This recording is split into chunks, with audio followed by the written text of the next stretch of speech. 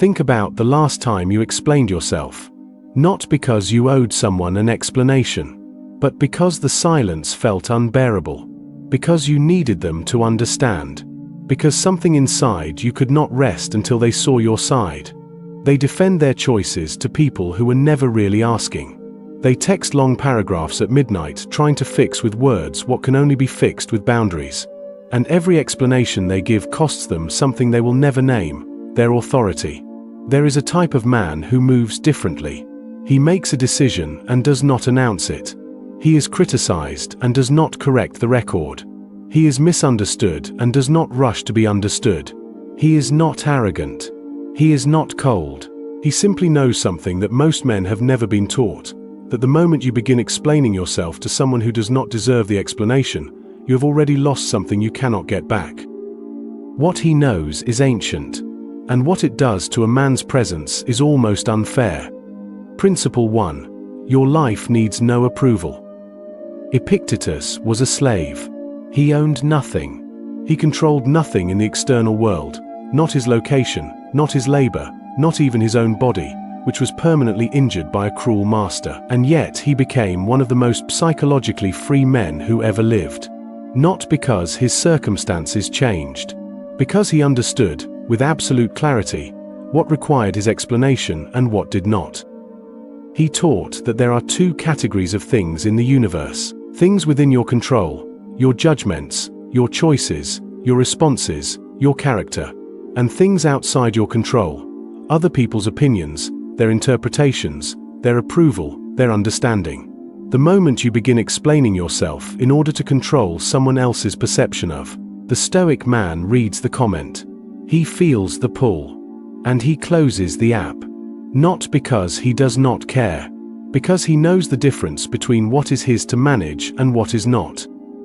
The discipline is this: for the next 7 days, notice every time you feel the urge to explain yourself. Do not act on it immediately.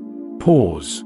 Ask one question: does this person's understanding of me actually affect the direction of my life? If the answer is no, and it almost always is, you say nothing. You let the misunderstanding live. You let the opinion stand uncorrected, and you redirect that energy back into the work. But the hardest explanations to stop giving are not to strangers. They are to the people you love. And that is where this principle becomes truly ruthless. Principle 2. Silence as self-respect. It is 2 in the morning. A conversation from earlier that day is still running in your head. Someone said something, a partner, a friend, a colleague, and it did not sit right. And now you are typing a long message, carefully worded, explaining your perspective, your intentions, your feelings. You are trying to make them understand. You hit send. You wait. And the response, if it comes at all, solves nothing.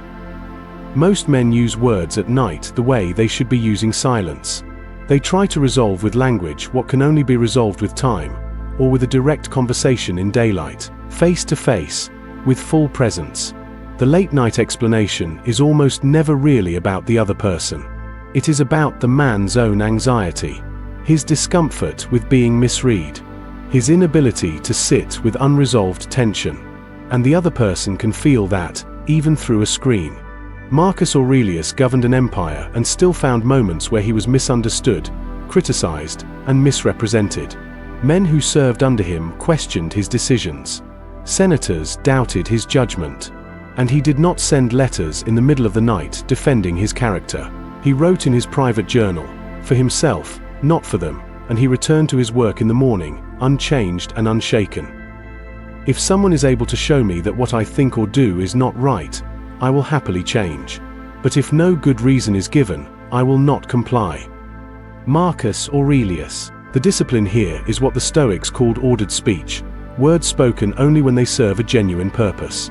Before any explanation, especially in a heated or emotional moment, apply 3 filters. Is what I am about to say true? Is it necessary for this situation? And does saying it serve the relationship, or does it only serve my need to be understood right now? If the answer to that last question is only the second option, you remain silent. You sleep. You return in the morning a clearer man. There is something that happens to a man who consistently refuses to over-explain. Something in his presence changes. People begin to sense it, even when they cannot name it. Principle 3. The weight of the unexplained man. Walk into any workplace meeting in 2026 and observe. There will be men who talk constantly, filling every silence, justifying every suggestion, explaining every idea before anyone has even questioned it. They are performing competence because they are not yet certain they have it. And the room knows. Not consciously, but the energy is there. Noise as a substitute for confidence. Words as a defense against being seen clearly. Then there is the man in the corner who has spoken twice. Both times, the room went quiet to hear him. Not because he demanded it. Because his economy of language signals that when he speaks, it means something. He did not explain his proposal before presenting it. He did not preemptively defend his idea against criticism that had not yet arrived. He simply stated what he believed, clearly, and let it stand. That man is trusted at a level the over-explainer will never reach, regardless of whose ideas are actually better. This is what the Stoics understood about presence. Authority is not built through information. It is built through restraint. Every unnecessary explanation you withhold is a deposit into an account that pays in gravitas. Every time you resist the urge to justify yourself to someone who has not earned that justification, you grow something inside that cannot be faked, a quiet certainty about who you are that does not require external validation to survive.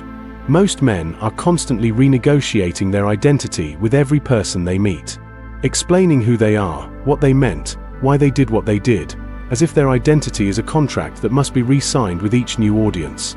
The Stoic man has a different relationship with his identity. It is not up for renegotiation. It is not on trial.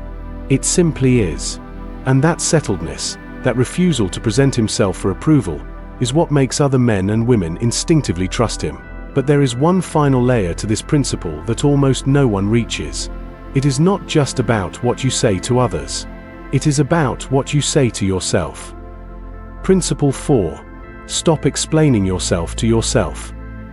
There is a conversation most men have never examined, the one that runs constantly in the background of their mind. The inner monologue that justifies every avoided decision, every broken commitment, every moment of choosing comfort over discipline. You did not train this morning because you were tired. You did not have the difficult conversation because the timing was not right. You did not start the work because you were waiting to feel ready. These are not thoughts. They are explanations. And the man who explains his failures to himself with the same energy he uses to explain himself to others will never outgrow either habit. Seneca wrote that most men are their own worst flatterers, not because they praise themselves, but because they give themselves the most generous interpretations of their own failures. The internal explanation is the most dangerous kind, because no one else is there to challenge it. We suffer more in imagination than in reality. Cease to hope and you will cease to fear, and stop lying to yourself about why you stopped. Seneca, the Stoic practice of evening reflection, what Marcus Aurelius called the nightly audit, was designed precisely to strip away internal explanation and face the day honestly. Not with cruelty, not with self-punishment, but with the same clear-eyed assessment a general gives his troops after battle. What worked? What failed? What will be different tomorrow? No excuses recorded. No justifications filed. Just the truth, written in the dark, for no audience but the man himself. Tonight, before you sleep, sit for 5 minutes with one question only. Not what did I do today, but where did I explain away something I should have faced? Where did I tell myself a comfortable story instead of doing the uncomfortable thing? Write it down. One sentence. No elaboration. Just the fact. Then close the journal and sleep. The very act of naming it honestly, without excuse, begins to dissolve the pattern. This is not self-criticism. This is self-command. And when a man stops explaining himself to himself, something remarkable happens. He stops needing to explain himself to anyone else either. There is a version of you that most men never reach, not because it requires extraordinary talent or rare circumstance, but because it requires something far more difficult. the willingness to be misunderstood and remain unmoved, the discipline to hold your decisions without presenting them for approval, the quiet strength to walk through a room and need nothing from it, not validation, not agreement, not even acknowledgement. That man does not explain his ambitions to people who will not support them anyway. He does not justify his standards to people who have not built any. He does not defend his silence to people who have never practiced it. He simply lives, consistently, deliberately, in alignment with what he has decided he is, and he lets the results speak in the language that cannot be argued with time. Character. Output. This is what Stoicism actually produces when it is practiced and not just studied. Not a man who is emotionally unavailable. Not a man who is distant or arrogant or indifferent to the people around him. A man who is so settled within himself that his presence alone communicates what most men spend entire conversations trying to say. He does not need to tell you he is disciplined. You feel it. He does not need to explain his authority. You recognize it. He does not need to justify his choices. They speak. Most men will watch this video, feel something shift for a moment, and then return to the familiar habit of over-explaining within 24 hours. That is not a criticism. It is simply the weight of old patterns. But you are here, at this point in the video, because something in you already knows the difference between the man you have been and the man you are capable of becoming. That knowing is not motivation. It is recognition. And recognition is where real change begins. If this channel speaks to the man you are quietly building, not the one performing for the world, but the one being forged in the decisions nobody sees, then this is where you belong. Subscribe not for content. Subscribe because what you consume shapes the internal conversation you have with yourself every single day. Choose that conversation carefully. Choose Stoic phase.